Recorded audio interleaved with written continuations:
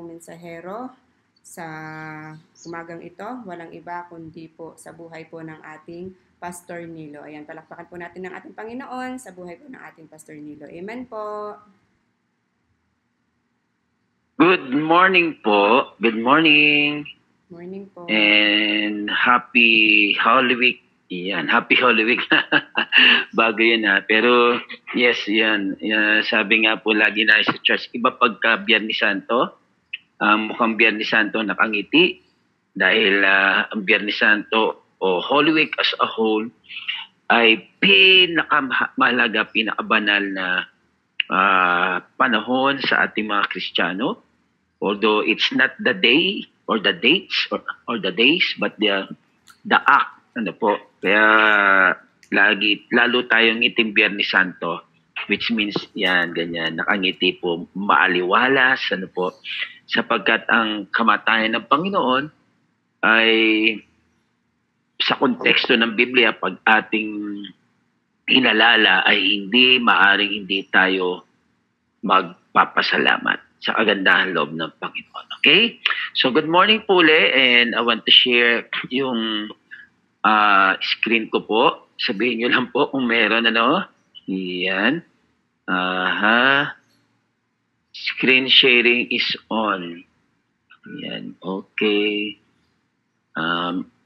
Sandali po. May nakikita na po kayo?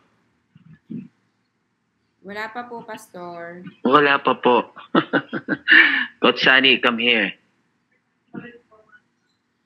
Come here again. Ayan po, nakikita na po yung screen nyo. Ayan, meron po. Ayan. Elements of effective prayer. Yes, tama po? Po. Ililipat ko po ha. Para mamaya lipat ako ng lipat hindi pala nalipat. Yan, lumipat po. Yan po, opo, a clean heart. Uy, very good. Yan, sige po. So, nabasa na po natin, napakinggan, at napangunahan po tayo ng ating mahal na kapatid sa pagbabasa ng banal na kasulatan. At ito pong awit na ito ay likha ni Haring David. At ito ay isang prayer o isang panalangin. At makikita po natin dito, ano, may masasabi ba talaga na effective na prayer? Yes, alam natin yung sabi sa Santiago 5:16 na ang panalangin ng taong matuwid ay malaki ang nagagawa. Sa ibang version po, the fervent prayer of a righteous man availeth much. Ano po? At sa ibang version pa rin, ginamit yung salitang effective, ano po, ni kapatid na Santiago. So, makikita po natin na bagamat hindi malinaw yung mga authors, hindi nagkakaisa sa kung paano nilikha o ano ang sitwasyon surrounding the life of David nang likhain niya itong Psalm 17. Pero maraming nagsasabi na it is when King Saul was pursuing him, hinahabol po siya ni Haring Saul. Ano po? Tinutugi siya ni Haring Saul para ipapatay. Ano po? Yun po ang isa sa mga sinasabing dahilan kung na nagbunsod upang ang awitin na ito ay likhain ni Haring David. Kaya makita po natin dito, no, that David was called as the man after God's own heart. That beautiful title or description about David will give us a clue na siguro pagka nagpe-pray si David, talagang siya ay dinidinig ng Panginoon. And true to it, maraming mga awitin si David na nagsasabing, dininig mo ang aking daing, dininig mo ang aking panalangin. Ano po? Kaya makikita natin na from this again ay makita natin na sa konteksto ng awit 17, ibig sabihin sa kontekst po nitong Psalm 17, yung mga elemento ng epektibong panalangin. Ano po?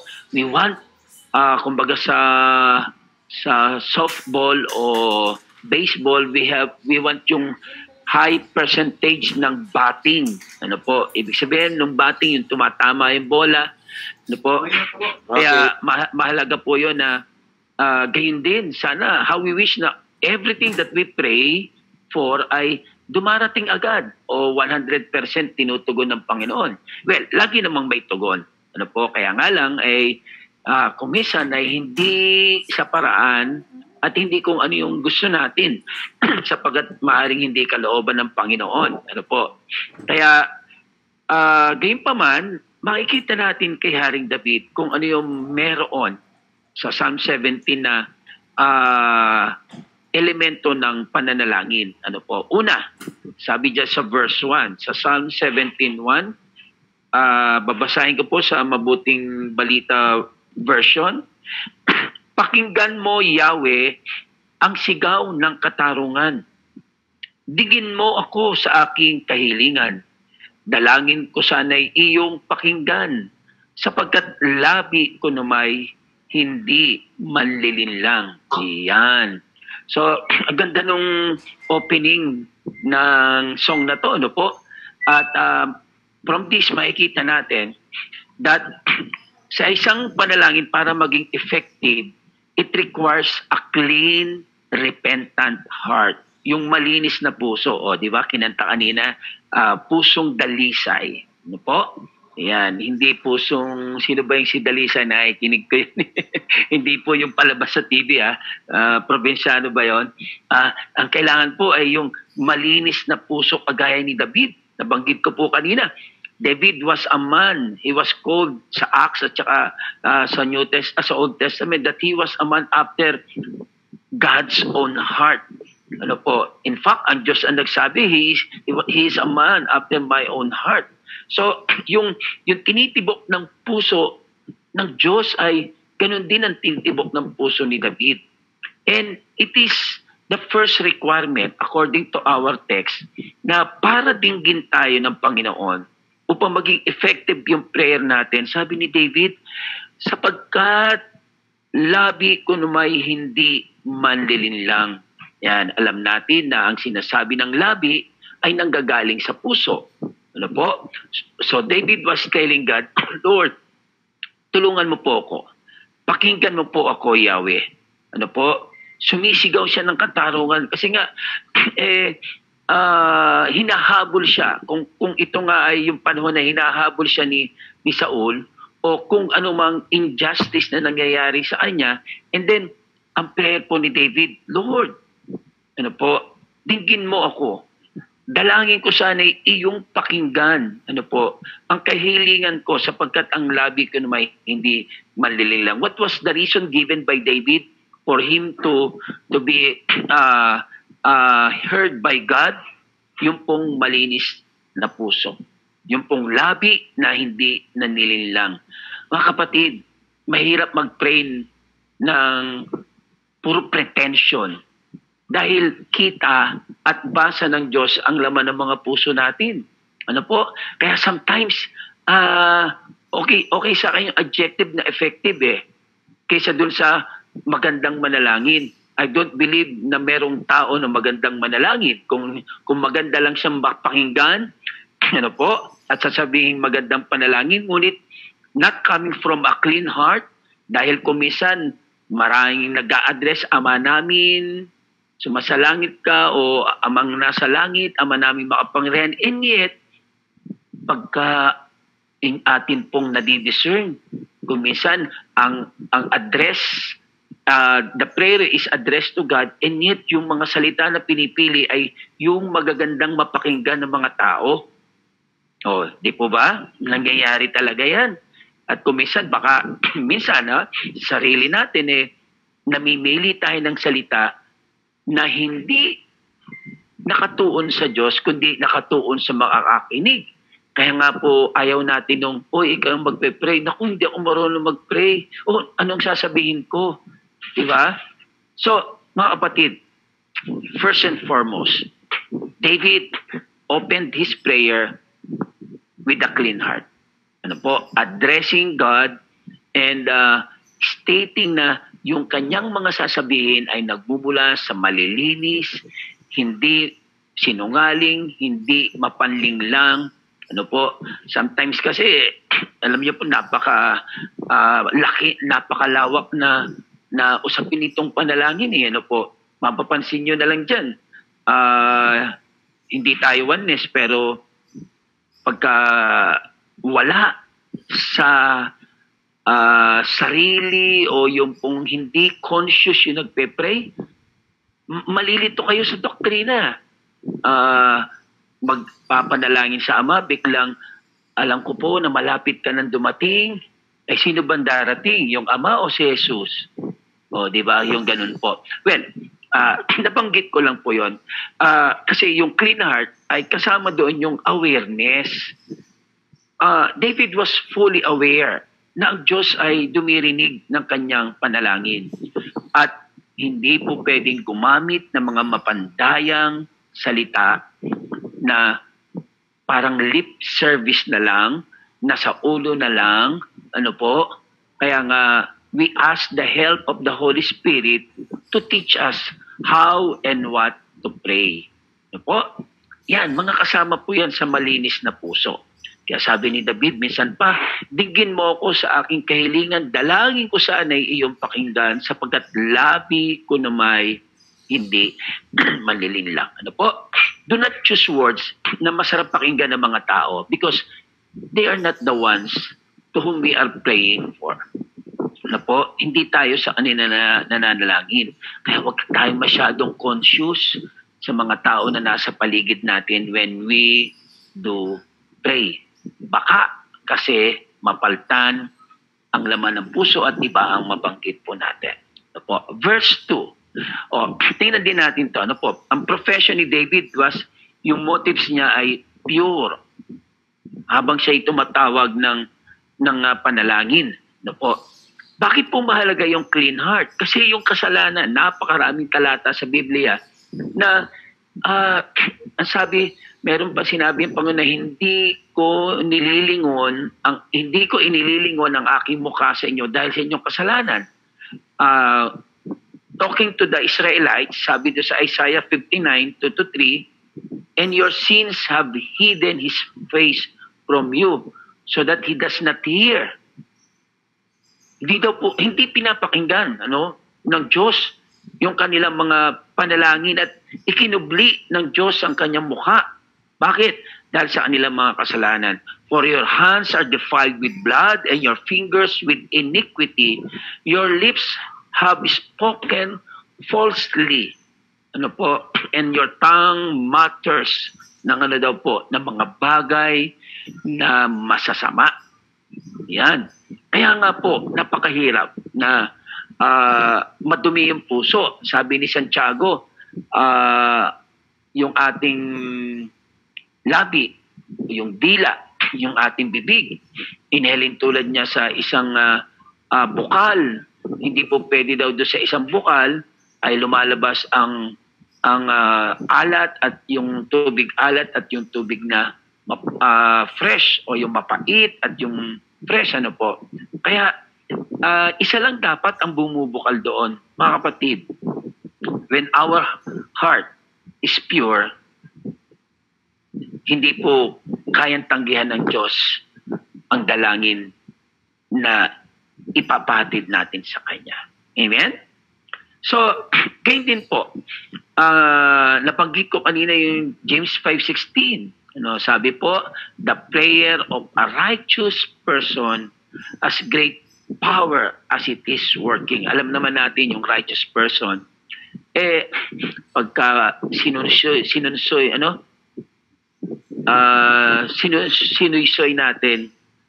sinunson natin ang puso o pinagbubuhatan ng tunay na katuwiran o righteousness, of course, it is from God. But from the part of man, ito ay nanggagaling sa puso. Kaya po napakahalaga po. That's the first element ng effective prayer, clean heart. Ano po? Ikalawa po, sabi doon sa verse 2 ni Haring David, kaibuturan ng puso ko ay iyong nababatid. Ayan. Parang ang ganda talaga ng kanta kanina eh. Ewan ko kung pinili yun ni kapatid para dahil sa topic nito. Ano po? Hahatol ka, sabi sa verse 2, verse 3 nabasa ko, hahatol ka para sa aking panig pagkat alam mo kung ano ang matuwid. Ano po? Sa English version po ay makikita po natin na binabanggit ni David, ipinapaubaya niya. And pagka ipinapaubaya natin sa Diyos yung mga bagay na yon, yung pagdinig niya, then it shows humility. Ano po? At hindi mahirap hanapin kay David yung kababaan ng loob. Ano po? Alam ni David na ang Diyos ay hindi humahatol ng masama. Alam ni David na God sees everything. At sa particular na sitwasyon na ito po ng kanyang buhay, makikita po, alam ni Haring David na alam niya na siya ang ginagawa ng masama. There were times na pwede nang saktan or even kitilin ni David ang buhay ni Saul. And yet, bilang pagkilala sa Diyos, and that is a sign of humility, hindi niya sinaktan si Haring Saul. Naghintay po siya, nagpapasakop siya sa kalooban ng Panginoon. Ano po? At napakahalaga po noon na yung humility. When we come to God in prayer, we humble ourselves before God. Ang sabi sa 2 Chronicles 7:14, and if my people who are called by my name, ano po, shall humble themselves and pray. So bago mag-pray, they shall humble themselves. They will seek my face and turn from their wicked ways. Then I will hear from heaven. That's effective prayer, di po ba? I will hear from heaven, will forgive their sin, and will heal their land. And what was the first thing na pinapagawa? If my people who are called by my name shall humble themselves. Ano po? Shall humble themselves. Dapat po, maunawaan po natin,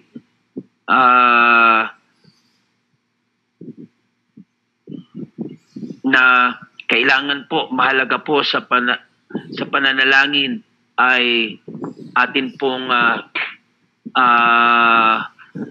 maunawaan na mahalaga ang pagpapakumbaba sa harap ng ating Panginoon. Ano po?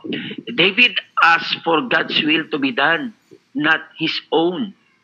And kapag tayo ay nagsasabi, Lord, ito ang gusto ko, pero mangyari ang kalooban mo. Sounds familiar, di ba? Di po ba? Ang Panginoong Yesus ay ganun din ang naging panalangin. Amen? Kaya sabi ni Haring David sa isang awitin niya, arise, Lord God, lift up your hand, do not forget the humble. Yan, isa rin sa mga awitin na ginawa ni David. He truly knows, or David truly knew na mahalaga yung humility when we come to God in prayer. Okay po? So first, we have the clean heart, yung malinis na puso, and then yung humility, yung kapakumbabaan, when we come to God, it is a requirement by God for the Israelites, and not only for the Israelites, kundi pati po sa atin. At yan ang ginawa ng Panginoong Yesus. Sabi ng Panginoong Yesus, let this cup pass over me. O let this cup pass. Ano po? Yung lumampas sa kanya yung death, yung mga paghihirap. Pero sabi ni Jesus, yet not my will, but your will be done. Mga kapatid, napakaganda po na when we realize na God is sovereign, na ang Diyos lang ang siyang pwedeng magbigay ng dalangin natin, we humble ourselves. Na po, minsan may confidence tayo kasi yun ang sinabi ng salita ng Diyos that when we come to God sa Hebrews 11:6, those who come to God must believe that He is and that He is the rewarder. Kaya nga without faith it is impossible. But minsan nakakapangilabot minsan yung panalangin ng mga foreigners or even yung mga ibang Pilipino na parang dinidiktahan ng Diyos. ano po, parang dinidiktahan ng Diyos. Mga kapatid, I don't know, pero ako po, some may think na yung pagsasabi ng your will be done ay maaring isipin na kawalan ng pananampalataya, pero ako hindi po. For me, when I say your will be done, it is out of greatest faith, biggest faith na maaaring masabi ko, sapagkat ibig sabihin, nagtitiwala ako sa Panginoon. I humble myself before God. And kasunod niyan, ano po, sa verses 3 to 4, when we humble before God, ibig sabihin, we submit to Him. Ano po? Kaya mahalaga yung third element po nitong ng prayer ni David is yung submission. Sabi ni David, kaibuturan ng puso ko ay iyong nababatid. Kahit sa gabi ikaw sa akin nagmamasid. Sinisiyasat mo ko at napatunayang matuwid, walang kasamaan maging sa aking bibig. Ang salita ko nga'y tapat, di tulad ng karamihan. Tapat akong sumusunod sa utos mong ibinigay. Ako'y umiiwas sa landas ng karahasan. Yan. Sabi sa last part, yung mga naunang talata ay 3 and 4 until sa last part ay nire-reiterate lang ni David yung mga nabanggit na niya. Pero sa last part, nung verse 4, sabi po ni David, tapat akong sumusunod sa utos mong ibinigay. Ako ay umiiwas sa landas ng karahasan. That means submission doon sa utos ng Panginoon. And effective prayer requires submission to God's will. Po? Kaya nga sabi ko that yung number 2, yung humility will lead to this third element, and that is submission to God's will. Hindi natin po pwedeng papaghiwalayin yung tao na mapagpakumbaba doon sa tao na siya ay nagpapasakop. Hindi po pwedeng nagpapakumbaba ako sa Lord pero hindi ko naman matanggap ang kalooban ng Panginoon. Di po ba? Hindi po pwedeng, Lord, I submit to your will, pero nagmamataas tayo. Hindi po ganun yun. Ano po? Hindi po pwedeng, Lord, I am humble before you, and yet, hindi ako sumusunod sa kanyang kalooban. You see, when we submit to God, tayo po, katulad ni David, ay submit sa Panginoon,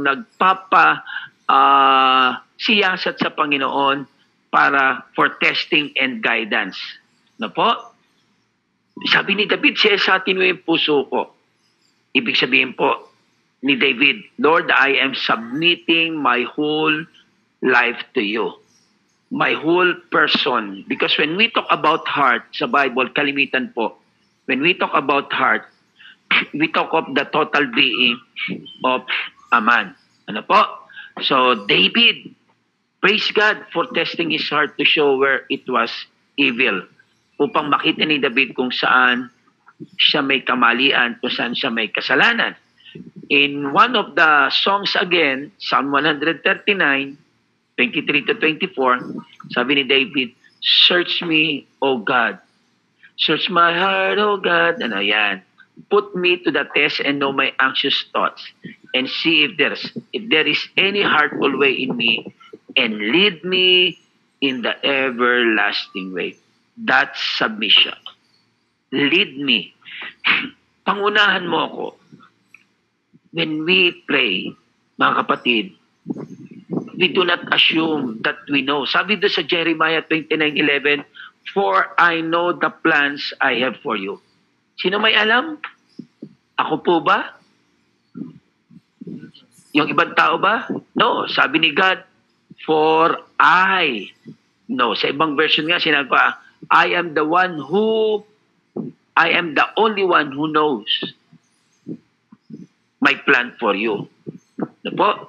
So, since alam ni David yon, at dapat ganun din tayo, ang prayer po natin is, search my heart, O God, and lead me to the way everlasting.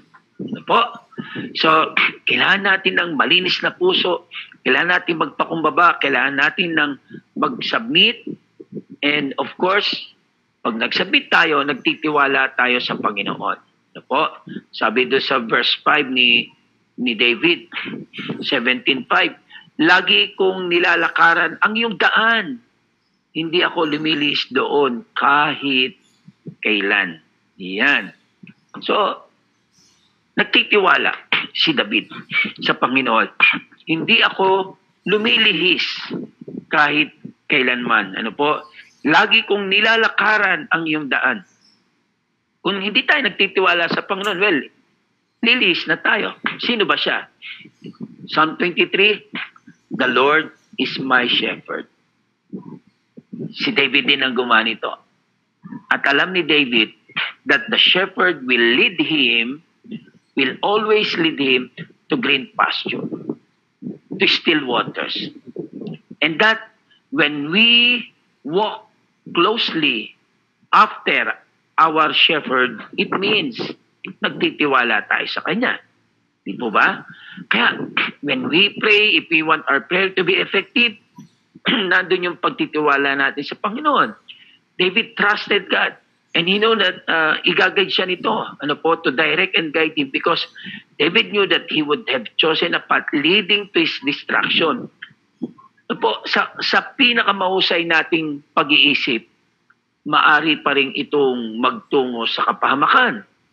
Sabi nga, there seems to be a way righteous to every man, but leadeth to destruction.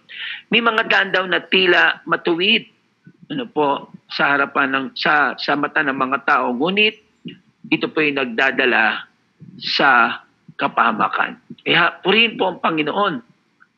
We need to trust God. Ikaw ang aking pastor, hindi magkukulang, sapat na at higit pa. Kanta po yun, Ikaw ang aking pastor, alam ko na dadalhin mo ko sa green pasture, sa kapahingahan. And that is trust. And when we trust God, of course, we have faith in Him. Okay? So, nagtitiwala at sumasampalataya. Effective prayer requires faith that God will answer your prayers. Mark 11:24. Pagka dinalangin na natin, manampalataya pong ito ay tinugon na ng Panginoon. Sabi ni David sa awit 17, sabi sa 6, tumatawag ako sa iyo, O Diyos, sapagkat ako'y iyong sinasagot. Wow! Kaya siya natawag lagi, alam niya, sinasagot siya. Kaya ngayon, pakinggan mo ako at pansinin ang karaingan ko. Ipakita mo sa akin ang iyong kahanga-hangang pagmamahal at ang iyong kanang kamay ang sa akin umalalay. Ako'y bantayan mo ang paborito mong anak at palagi mong ingatan sa lilim ng iyong pakpak. Yan, yung talatang 8, alam niyo ba kung sa ibang version niyo, the apple of God's eye. I am the apple of your eye. Baka naalala niyo yung kantang, you are the apple of my eye. Di po ba? Yun pong apple ng eye, yung itim ng ating mata. Hindi nahihiwalay yun sa mata. Di po ba? Pag nahiwalay yun, iba na. So, ibig sabihin, laging nakatuon ang pansin ng Diyos sa atin. At sinong hindi magtitiwala kung gano'n ang pananaw ng isang tao sa Diyos, sa relasyon niya sa Diyos? Mula sa kuko ng masasama ako'y iyong iligtas. Napapaligiran akong malulupit na kaaway. Iyan.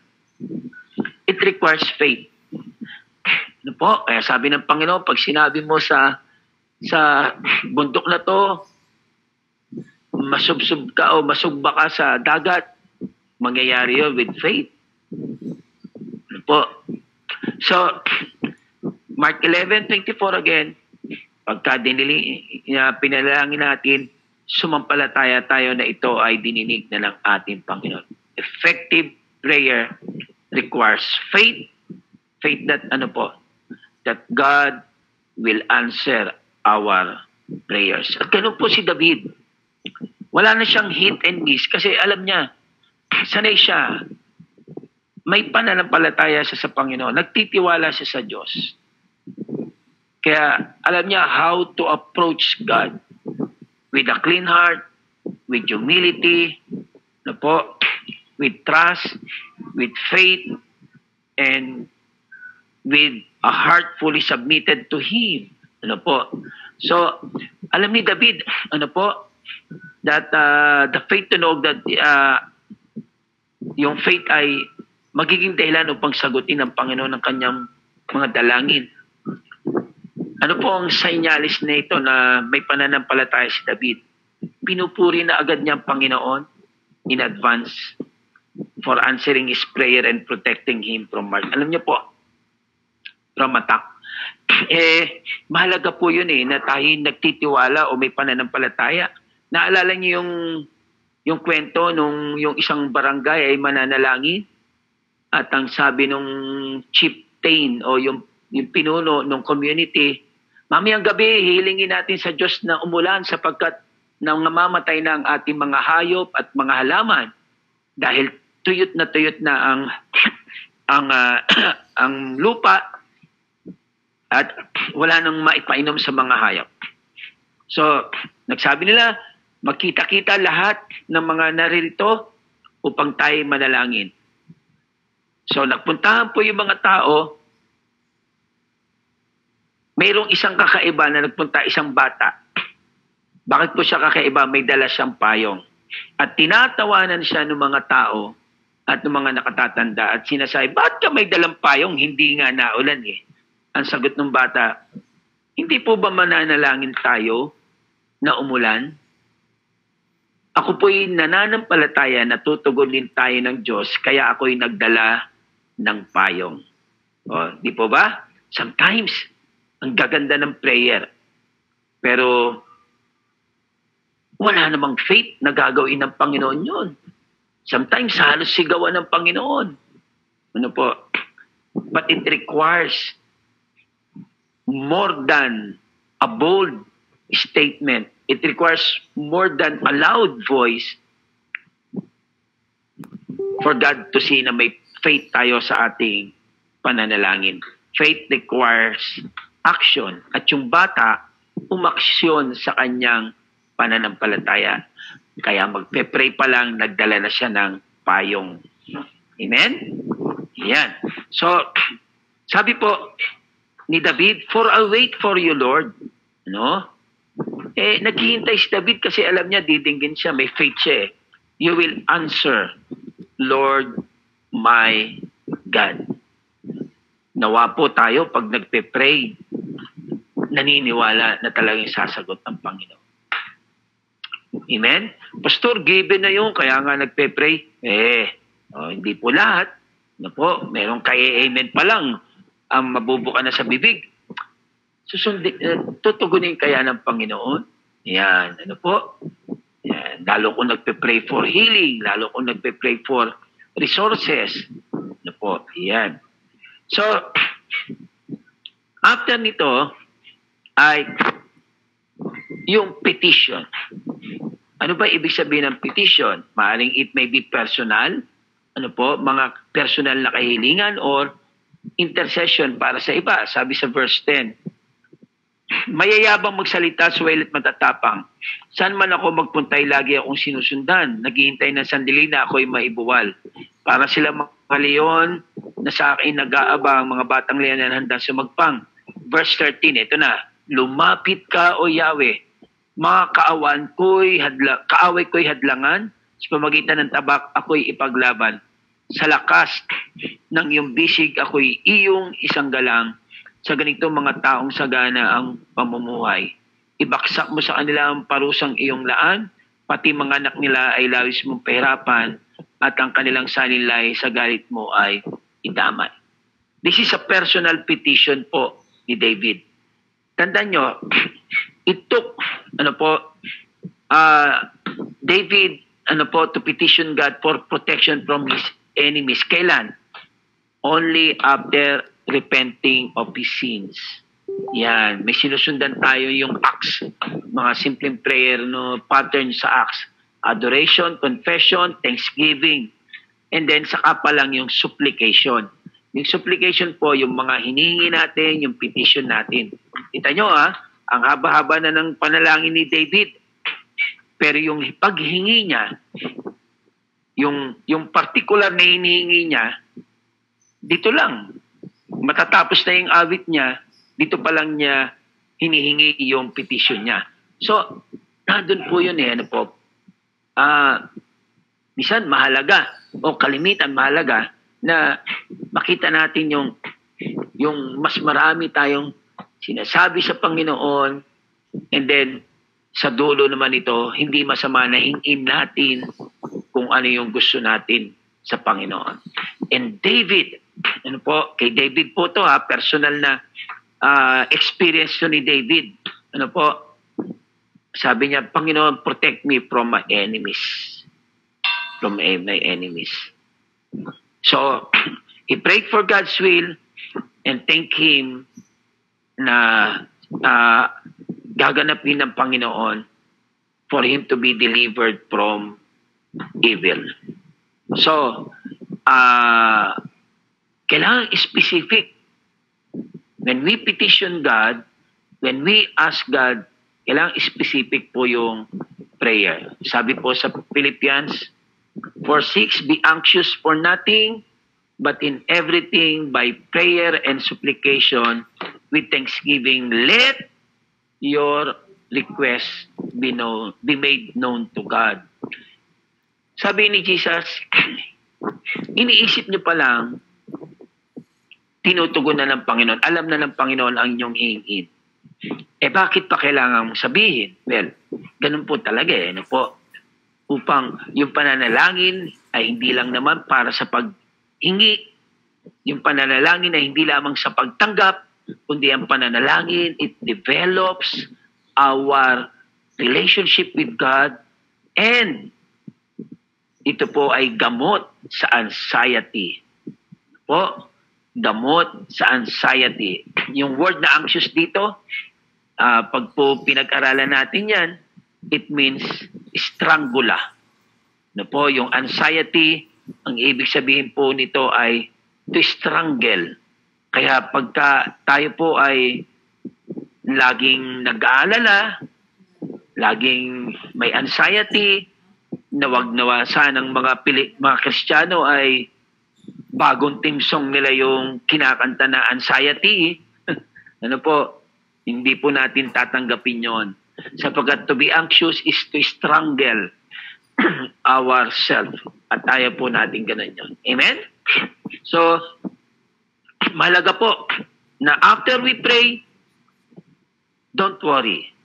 Dahil dininig na ng Panginoon ito at sasagutin tayo ng ating Panginoon. Last po, gratitude.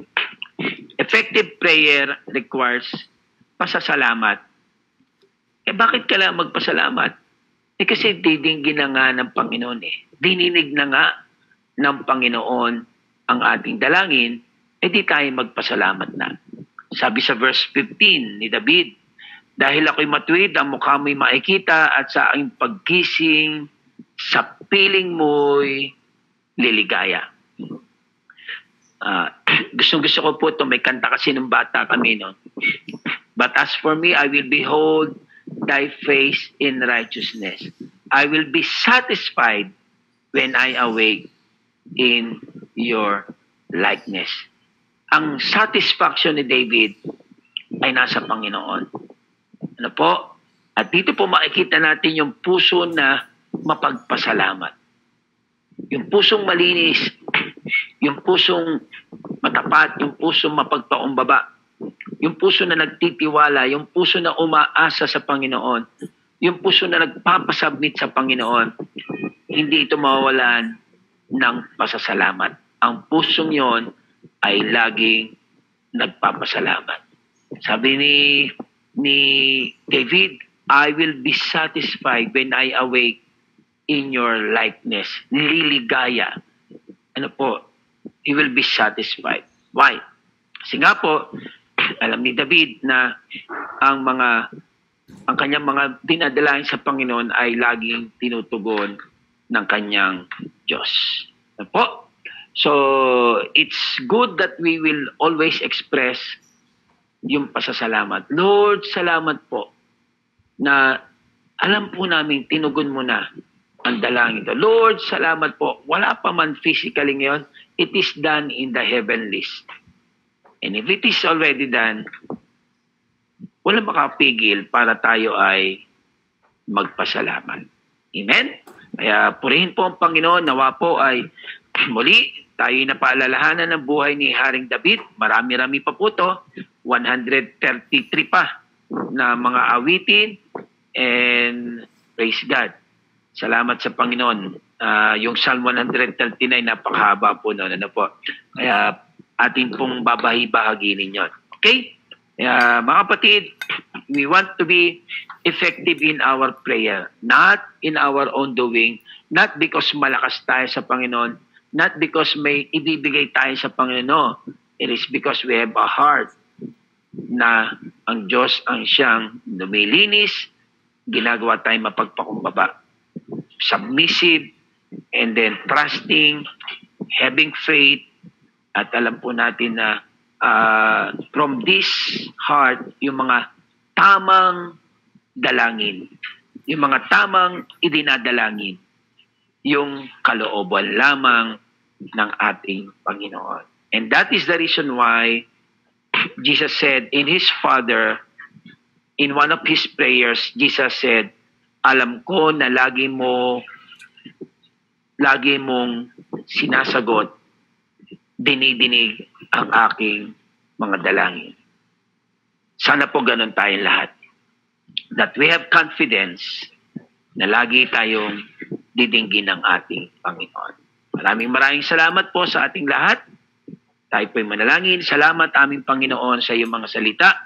Salamat po na ito ay patuloy na nagbibigay sa amin ng inspirasyon to even come closer, to even come frequently sa iyong harapan.